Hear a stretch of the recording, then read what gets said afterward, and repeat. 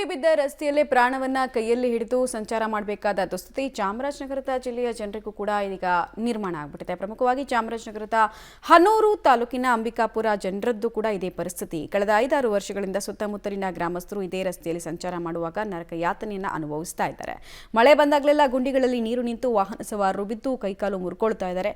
ತಮಿಳುನಾಡು ಕರ್ನಾಟಕ ಸಂಪರ್ಕ ಕಲ್ಪಿಸುವಂತಹ ಹೆದ್ದಾರಿ ಇದಾಗಿತ್ತು. ರಸ್ತೆ ಹಾಳಾಗಿರುವ ಕಾರಣ ಆಂಬ್ಯುಲೆನ್ಸ್ ಕೂಡ ಬಾರದ ಪರಿಸ್ಥಿತಿ ಎದುರಾಗಿದೆ. ಆಸ್ಪತ್ರೆಗೆ ಹೋಗೋದು ತಡವಾಗಿ ರೋಗಿಗಳು ಸಾವನ್ನಪ್ಪಿರುವ ಘಟನೆಗಳು ಕೂಡ ನಡೆದಿದೆ. ಇಷ್ಟಾದರೂ ದುರಸ್ತಿ ಮಾಡದ ಶಾಸಕರು ಹಾಗೂ ಸರ್ಕಾರದ ವಿರುದ್ಧ ಜನ ಆಕ್ರೋಶವನ್ನು ಹೊರಹಾಕ್ತಾ ಇದ್ದಾರೆ. ಸುಮಾರು ಒಂದು 30-40 ವರ್ಷ ಹಳೆಯದು.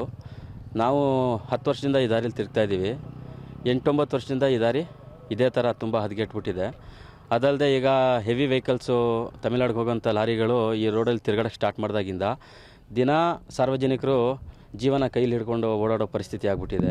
ಗಾಡೀಲಿ ಹೋಗುವಾಗ ಟೂ ವೀಲರ್ಲಿ ಜೆಂಟ್ಸ್ ಹೋಗುವಾಗ ಏನು ಸಮಸ್ಯೆ ಇಲ್ಲ. ಲೇಡೀಸ್ಗಳಿಗೆ ಒಂದು ಸೈಡ್ ಕೂತ್ಕೊಳ್ತಾರೆ, ಅವ್ರು ಕರ್ಕೊ ಹೋಗ್ಬೇಕಂದ್ರೆ ತುಂಬ ಸಮಸ್ಯೆ ಇದೆ. ಇಲ್ಲಿ ನೀವೇ ನೋಡ್ತಾ ಇದ್ದೀರಾ ಯಾವ ಥರ ಇದೆ ಅಂತ.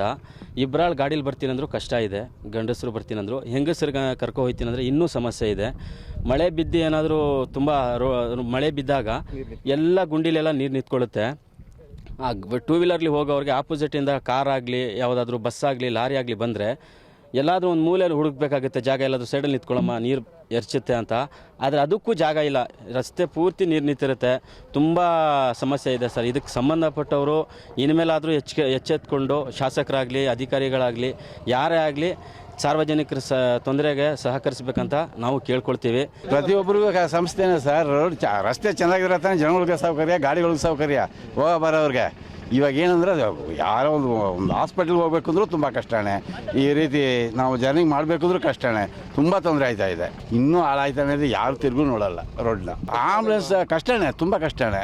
ಆದರೆ ಏನಂದರೆ ಇದರಲ್ಲಿ ಒಬ್ಬ ಹುಷಾರಿಲ್ದಿದ್ದವರು ಗರ್ಭಿಣಿಯವರು ಹೋದರೆ ಇರೋದು ಕಷ್ಟನೇ. ಮಳೆಗಾಲದಲ್ಲಿ ಗಾಡಿ ಓಡಿಸ್ಬೇಕಂದ್ರೆ ತುಂಬ ನಮ್ಗೆ ಕಷ್ಟ. ಎಲ್ಲಿ ಗುಂಡಿ ಸರ್, ಮಳೆನೇ ಹೋಯ್ತಾ ಇದೆ, ಒಂದು ನೀರು ನಿಂತಿದೆ, ಗುಂಡಿ ಇದೆ, ಯಾವುದು ಏನಿದೆ ಅನ್ನೋ ಗೊತ್ತಾಗಲ್ಲ. ಬಿಡೋದು, ಕೆಳಗಡೆ ಬೀಳೋದು, ಎದ್ರೋದು. ಎಷ್ಟೋ ಮಂದಿ ಕೆಳಗಡೆ ಬಿದ್ದು ಹೋಗಿದ್ದಾರೆ. ನಮ್ಮ ಮುಂಚೆ ಕೈ ಕಾಲಿಗೆ ಏಟಾಗಿದೆ.